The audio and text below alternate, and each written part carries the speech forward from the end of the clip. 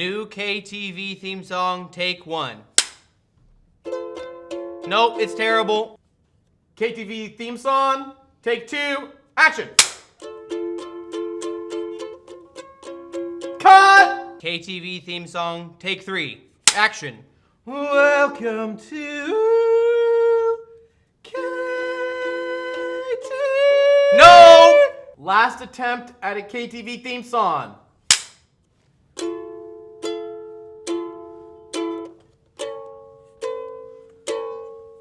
Yeah.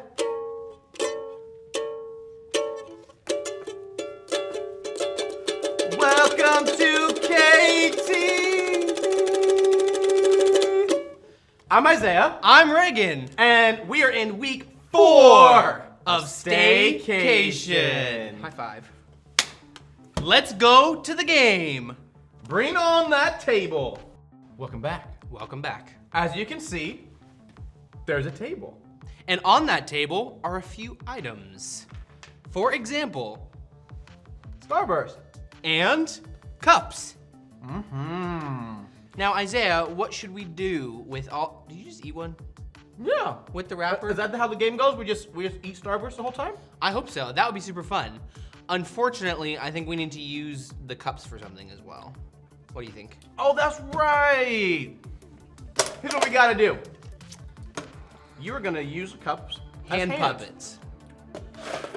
You're going to attempt to scoop as many Starbursts in the bowl in 30 seconds. Okay.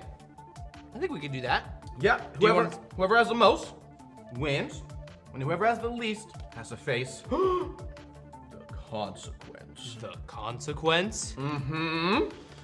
All right, I'm a little intimidated, so why don't you go first? Okay, Whenever you're ready. I'm ready. 3, 2, 1. Okay, I'm watching your strategy here. I'm taking notes because I don't want to lose. Oh man, this is so challenging. Right now, your strategy is being terrible at this. Oh, 2 for 1? Okay, you got 10 seconds left. Make it count, dig deep. Put your back into it. Elbow grease, all those good things. 3, 2, 1, stop. Okay, How many did you get?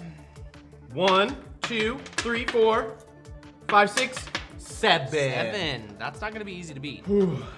Let's hope so. Okay, well, I'm gonna give it a try. Okay. I'm gonna engage my cup hands here. Mhm.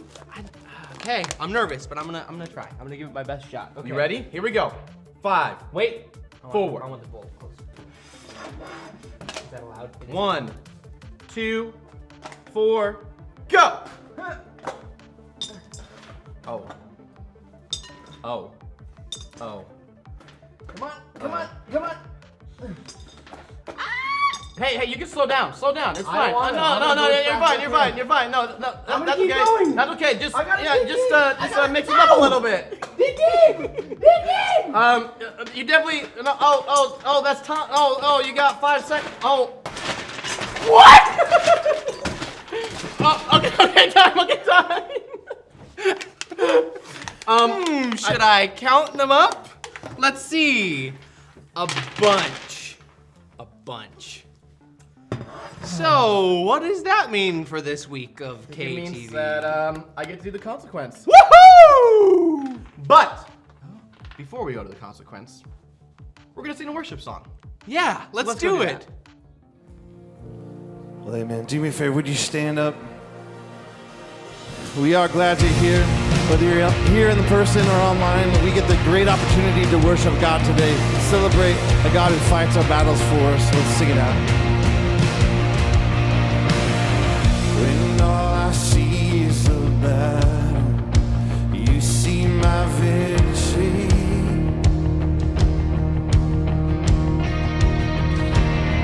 When all I see is a mountain, you see the mountain move. And as I walk through the shadow, your love surrounds me.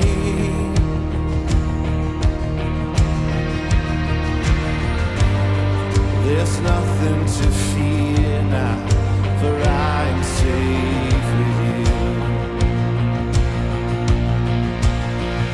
So when I will fight on my knees with my hands lifted high.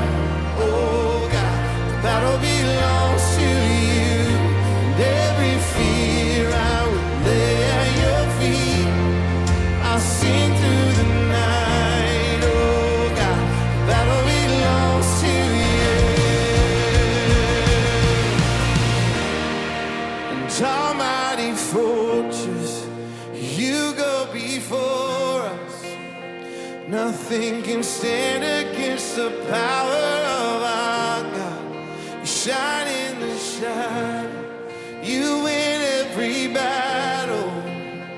Nothing can stand against the power of our God. Almighty fortress, you go before us. Nothing can stand against the power of our God. Shine in the shadows, you win every battle. Nothing can stand against the power of our God. An almighty fortress, you go before us. Nothing can stand against the power of our God. Shout in the shadow, you win every battle. Nothing can stand against the power of our God. So when I will fight on my knees with my hands lifted high. Oh God, that'll belongs to you. Every fear I will lay at your feet. I'll sing through the night. Oh God, that'll belongs to you. Oh God, that'll belongs to you.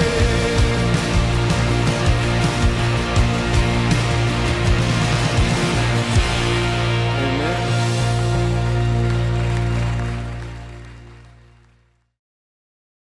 Last week, we learned about Jacob and Esau. Jacob had convinced Esau to give up a thing called his birthright in exchange for the stew he had made. Esau, feeling super hungry, agreed. That meant that Jacob would be seen as the firstborn son instead of Esau, even though Jacob was actually younger.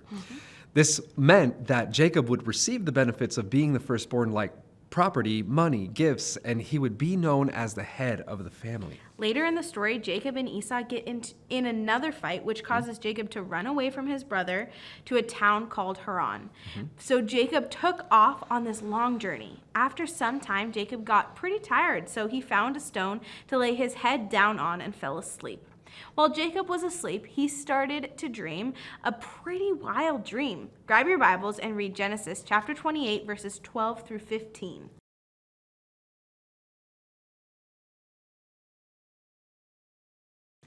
Jacob dreamed that he saw a ladder reaching up to heaven with angels going up and down the rungs.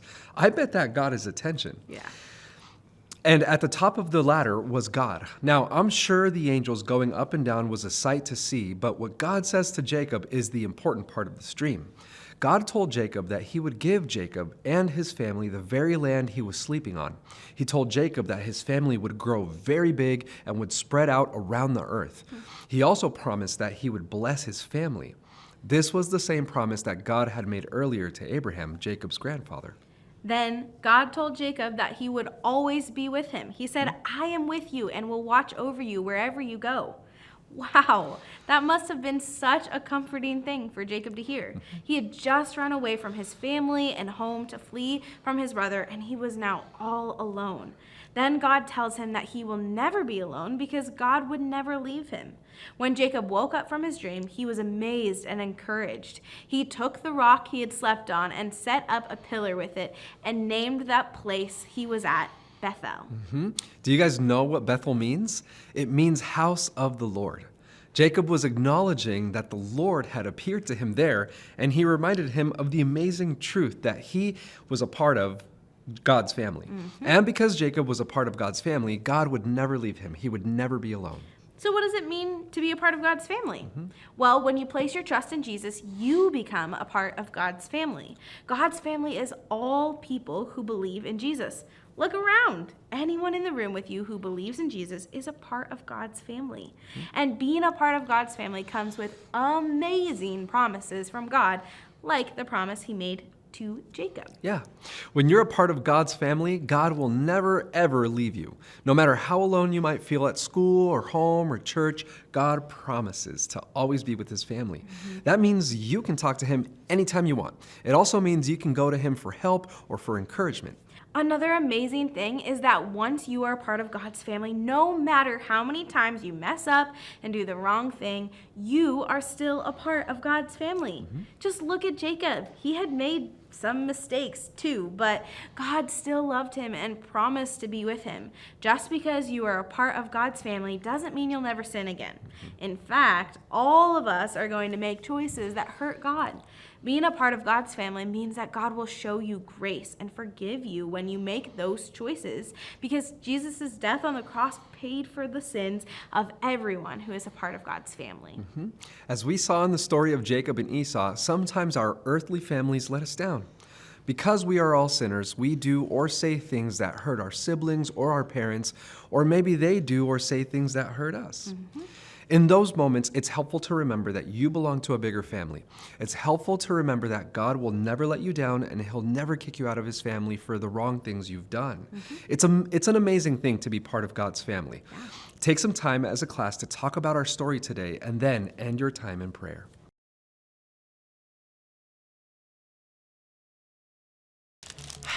Welcome back. Yeah. As Isaiah is well aware, he did not win the Did game. not win. You were really good. Yeah, I was really good. I never played that game before, by the way. Could have fooled me. Okay. Well, this week's punishment is a popsicle. You love popsicles, don't you? Can I eat it? Not yet. Here's what we're gonna do. Okay. Because you lost, I Yeah. can't just let you eat this popsicle by itself. Oh no. So I'm gonna put this on the plate, Okay. hand it to you, don't eat it yet, and I'm gonna give you a choice. Would you rather cover that popsicle in Cholula hot sauce? I love hot sauce. Or wrap that popsicle in seaweed? I love seaweed. Or both. Can we do both? You can do both. Can you do both? I would I love that can do so both. much. My two favorite things are definitely like to hold this bag for me? seaweed and hot sauce. Ooh, it's I like a- love them. It's like a popsicle seaweed burrito. Just wrap this up like that. Nice and tight. It's extra crunchy too. That means it's good. And not tasting like the ocean. In case it tastes too much like the ocean, I'll just kinda, you tell me when to stop, okay? Oh, you do however much you want. Okay. Well then I'll just keep going. And I'll just keep throwing it on there. I think there's a lot left in the bottle too, so I think Okay, I I'll think just- that's good. I think that's Oh, pretty good. done? Okay. There you go. Bon appetit.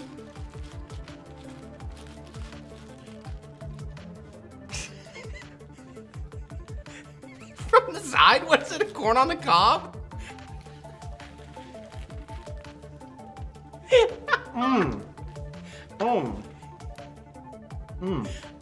Is it so good? All the flavors. Does it taste like summer? Can't you tell I loved it? Yeah, do you need more sauce? Yeah. Okay, I'll throw some more on there for you. Here you go. Just in case you didn't have enough in there before.